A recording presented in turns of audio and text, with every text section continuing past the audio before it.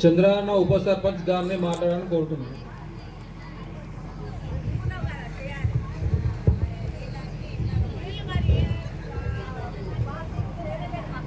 అందరికీ నమస్కారం. ఇక్కడ వేదిక మీద ఉన్నటువంటి సర్పంచ్ రంగమ్మ గారికి, నా వార్డు మెంబర్లందరికీ, మా ముందర ఉన్న పెద్దలకు, చిన్నలకు, అక్కలకు, అమ్మలకు, చెల్లెళ్లకు, ప్రతి ఒక్కరికి పేరు పేరున నమస్కారాలు తెలియజేస్తున్నా. మీ అందరి తోడ్పాటుతోన మాకు భారీ విజయం సాధ్యమైంది. మా మీద నమ్మకం ఉంచి మీరు మమ్మల్ని ఇక్కడ కూర్చోబెట్టిండ్రు. మీ నమ్మకాన్ని కొంచెం కూడా తూచా తప్పకుండా మేము ఏవైతే పనులు చేసామో చెప్తామన్నామో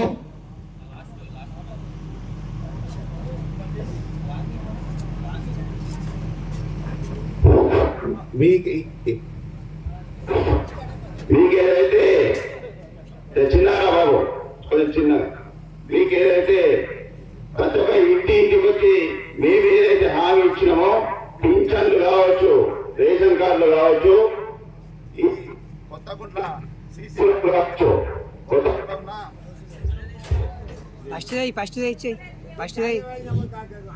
కొత్తగుంట్లకున్న సీసీ రోడ్డు కావచ్చు, ప్రతి ఒక్కటి కొట్లాడి మా సర్పంచ్ సహకారంతో, మా వార్డు మెంబర్ సహకారంతో, ప్రతి ఒక్కరితో కొట్లాడి ఏ పని ఉంటే ఆ పని అర్ధరాత్రి ఫోన్ చేశారు కూడా మా సర్పంచ్ నేను ఖచ్చితంగా వచ్చి మీ పని ఏమైనా కూడా తక్షణమే పరిష్కరిస్తామని ఈ సమావేశ ముఖంగా అందరి ముందర హామీ ఇస్తున్నా.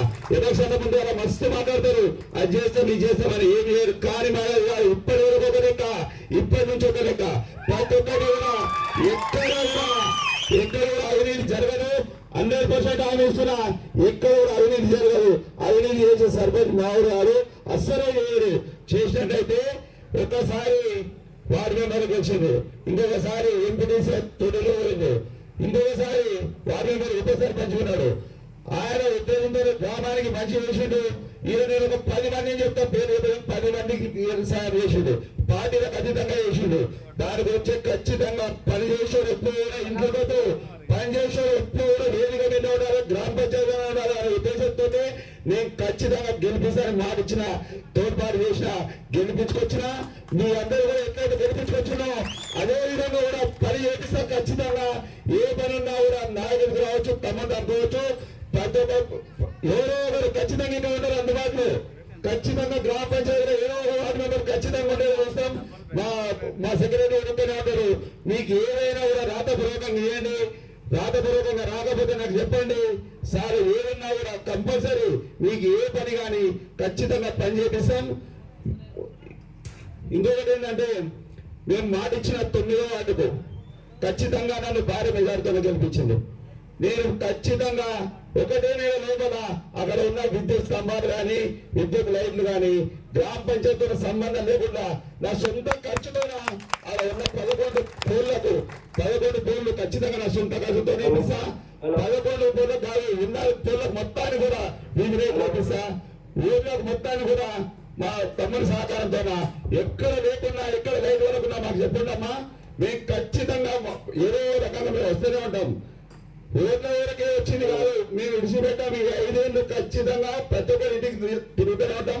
ప్రతి ఒక్క సమస్య మీరు మా దగ్గరికి వచ్చుకున్నా, మేము మీ దగ్గరికి వస్తాం.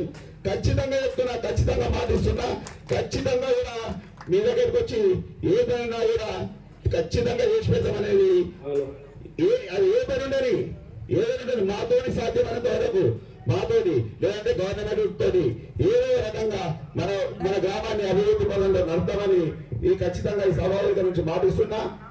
ఇంకోటి వీధి లైట్లు ఎక్కడ లేకుంటే అక్కడ, ఒకటే వార్డుకు కాదు, ప్రతి ఒక్క వార్డుకు గ్రామాన్ని పరిశుభ్రత ఏదైనా ఉండని ఖచ్చితంగా పార్టీలకు అతీతంగా, వ్యక్తులకు అతీతంగా ఎలాంటి కాంట్రవర్సీ పోము. మా ఎలక్షన్ అయిపోయింది, అందరు పార్టీలకు అనుకొని పోతాము, పెద్ద మనుషులను అందరి సలహాలు తీసుకుంటాము.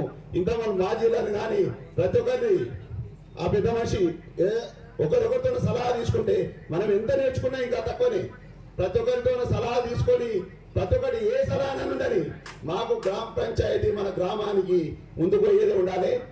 మన గ్రామం అభివృద్ధి చెందాలి.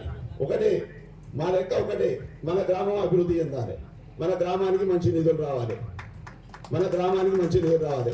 మన మన మన స్కూల్లో పిల్లలు మంచిగా చదువుకోవాలి, మన ఊర్లో పిల్లలు మంచి జాబులు చేయాలి, మన ఊరు ప్రగతి పథంలో నడవాలి.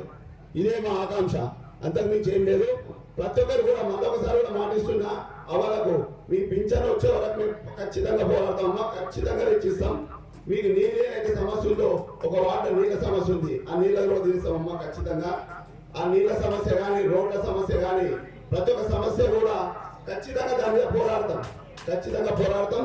తమ్ముడు చెప్పినట్టు ఇవాళ 7 రూపాయలు దాన్ని సాధ్యం కాదు అన్నదాన్ని సాధ్యం అవుతుందని చెప్పేసి 5 రూపాయలకు దక్కించి భారమైనా కూడా ఖచ్చితంగా 5 రూపాయలు దక్కించి అప్పుడు ఇలాగే అందరం కలిసికట్టు నిర్ణయం తీసుకున్నాం. అది 5 రూపాయలు తగ్గించడం జరిగింది. ఇది మన వాటది. ఇంకోటి ఇల్లు ఏం నిరుపేదకమా, ఎలాంటి అజాయపడవద్దు. ఉపనిర్దేశం ఖచ్చితంగా ఇల్లు ఇస్తే మాట ఇచ్చి వేయదు. ఉపనిర్దేశం కావచ్చు, ఎలక్షన్లో ఆ మీటింగ్ పెట్టినప్పుడు మన ఎమ్మెల్యే గారు కావచ్చు, ఉపనిర్దేశం కావచ్చు, ఎవరు ఏమాడుతున్నాయో మీ అందరూ తెలుసు. వాళ్ళందరూ ఇచ్చేవాళ్ళని మనం నిలవద్దు, ఖచ్చితంగా తీసుకొచ్చుకోవాల్సిందే.